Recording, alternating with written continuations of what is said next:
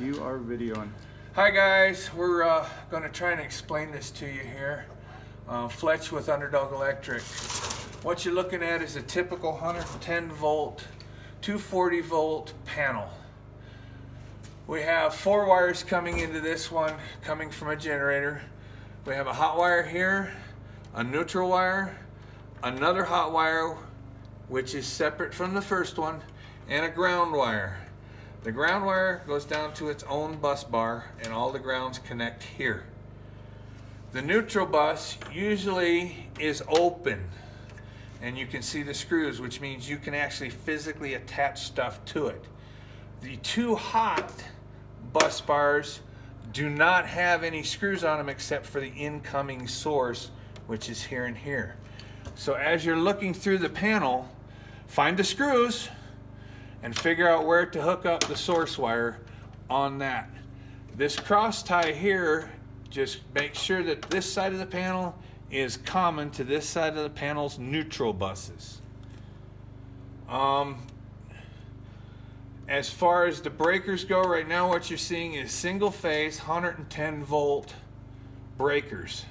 So as this comes down through the source with the main breaker on, it feeds this bus bar, which you can see here. The other side feeds this bus bar. So it comes through here, makes up from here to this bus right here. And when you hook the breaker in, put it in butt first and lock it in, and then it'll push in, goes out on the hot, goes out on that circuit right there, comes back on the neutral to the neutral bus. If either one of these 2 are missing, whatever you're hooking up to will not work. The 240 volt you guys have to hook up. You can see the breaker is bigger and has 2 handles commonly tied together. It will span A phase and B phase in the panel. But first again, make sure it locks in. There it is, and push hard and it will go in. That covers 2 spaces, which is 220. 220 does not need a neutral hookup to it. It uses both sides of the power. It does not need a return path. But if either one of these 2 are not hooked up somewhere between here and your equipment, it will not work. Anything else, boss? On this part? In that part, I think okay. That's pretty good. Now, if you can do the, if they have a 3 wire coming in. All right, guys, if you have a 3 wire source coming in, 2 hots and a neutral, neutral would be designated as a white. Didn't explain that on the other one. Ground will be either green or a bare wire. The neutral coming in, if this is 3 wires and we don't have a ground, so let's forget we have the ground coming in for a minute. You have to bond this neutral to this can. And they will usually have a green screw, and it will be green. If it's not green, it's not a bond. Usually goes right next to the lug. Screws into the back of the panel. And it's tough to screw in. This one's been screwed in once before, so it's easy. What that does is makes all this common.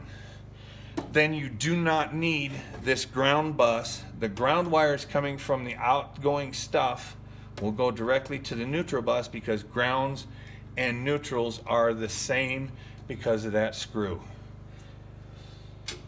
And if you guys are pulling conduit and stuff like that, pulling wires in conduit, make sure you pull the green wire in the conduit. That has to be in there to bond what you're hooking up out here in the field to this panel, to ground, which also would go off of this neutral to the ground rod or whatever they're supplying you as a grounding means to ground the panel besides the source. So the 3 wire is the one that needs the grounding rod, correct?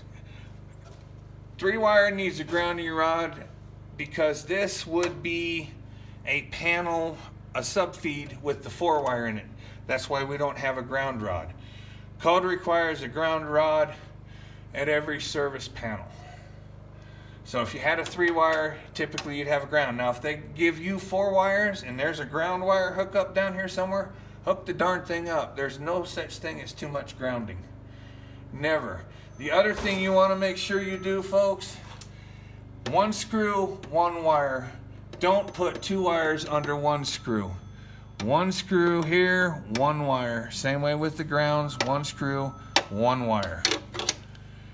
The breakers have a screw on the back side, and it doesn't matter if you put them in the top or the bottom. On these particular breakers, there's a pressure plate. You can see the square little plate inside there. Doesn't matter if top or bottom. So if you don't have a square D panel, the breakers are going to be different. But they all plug in. Doesn't matter what breaker you have. Make sure it's locked in on the back side and push it in on the front. If you get 2 breakers in and one of them is out and it's not quite the same distance, something's wrong with this breaker. You need to make sure it's either in or figure out what's going on. If they're crooked, something's wrong. And you can get them crooked. You can put them in like that. That's wrong. Make sure they're straight. They lock in a certain place back here. Panels are made out of plastic, so they'll give. So you can put it in wrong. And make sure all your screws, before you guys turn anything on, your last check should be, are my screws tight? Across the board.